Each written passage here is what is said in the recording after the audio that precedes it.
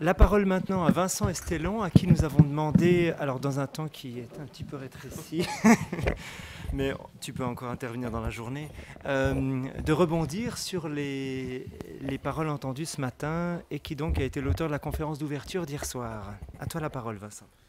Reste. Ouais, je reste. Bon, c'est pas facile de procéder à cet exercice de conclusion, surtout qu'il y a eu des exposés denses. Alors je vais essayer peut-être de tirer un peu le fil rouge, en tout cas depuis hier soir, essayer de voir comment on se situe par rapport à cette alliance thérapeutique mise en question. Alors moi j'ai été très intéressé par ces communications qui... La première, c'était toi, hein, Christian. Euh, alors je vais essayer de retrouver mon papier.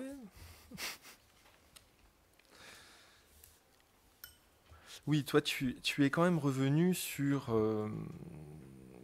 une approche un peu phénoménologique et tu as rappelé l'importance de cette notion de présence. Je crois que cette notion phénoménologique de présence et de coprésence, elle me semble vraiment nous lier là depuis hier soir avec le risque dans les cliniques qu'on a pu explorer d'exclusion, c'est-à-dire une exclusion qui peut se faire aussi à l'intérieur de soi, avec des personnes qui sont susceptibles de se perdre dans leur identité, qui ne peuvent plus se fier à leur mémoire pour savoir d'où elles viennent, où elles vont aller.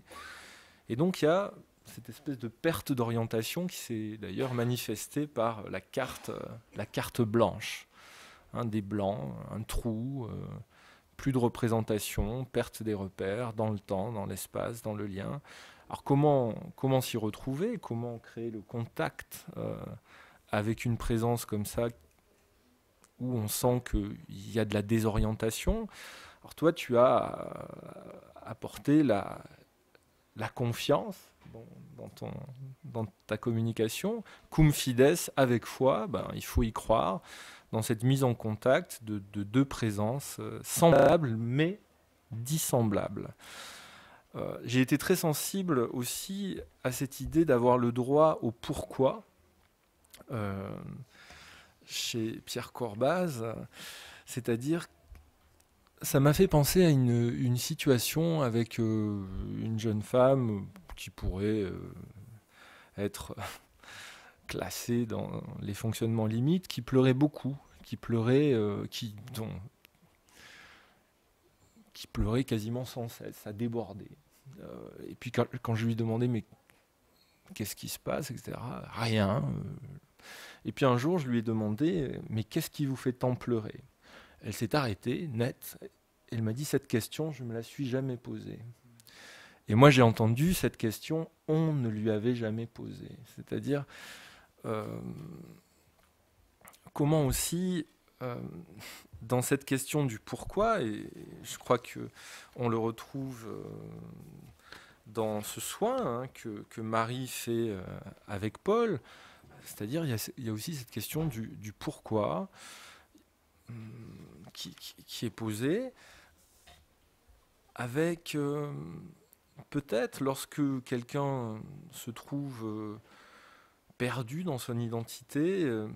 J'ai été très intéressé par cette idée aussi d'immobilisation du temps, puisque chez les fonctionnements limites aussi, il y a cette espèce de temps immobilisé. On a parlé de la mémoire diffuse hier, de ces sujets qui sont souvent comme ça, fixés dans une sorte de présent pur, sans souvenir du passé, sans véritable projet d'avenir.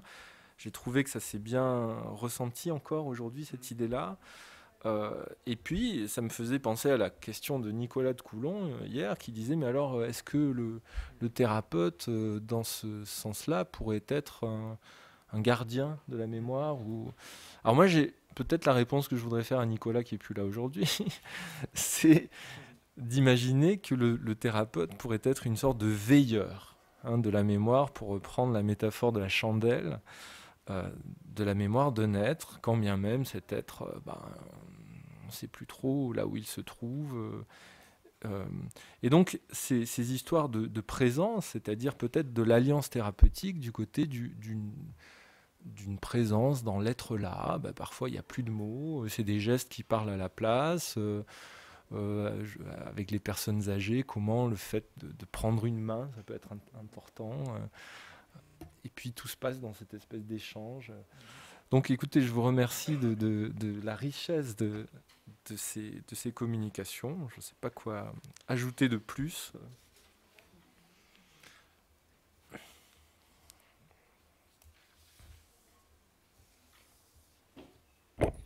Pour l'histoire de prendre la main, moi, ce que j'entends dans ce que tu viens de souligner, c'est pas seulement le fait de prendre la main, mais aussi la possibilité d'abriter en soi, dans l'être que vous évoquiez, la représentation d'être en train de prendre la main, évidemment, de cette patiente ou de ce patient. C'est-à-dire, non pas seulement, effectivement, l'acte, mais l'acte au sens, comme le dit l'étymologie ag, qui veut dire passage.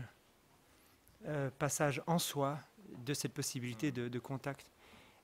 Et quand il n'y a plus ça, c'est ce que Winnicott appelle l'agonie, justement. C'est-à-dire l'absence de passage. De notre côté aussi. Enfin, du côté, je dirais, du côté de... on est toujours patient aussi, mais on est toujours là, dans cette position clinique de thérapeute, à être aussi susceptible de manquer de passage, en termes de représentation de soi. C'est une main... ouais, c'est une main dedans et une main dehors, ouais. Enfin, j'entends un peu ça aussi dans ce que tu dis.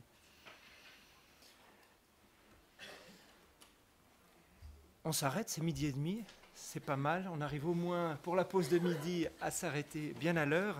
Merci Vincent pour ce rebond. Continue à travailler avec nous cet après-midi. Bon appétit, nous nous retrouvons.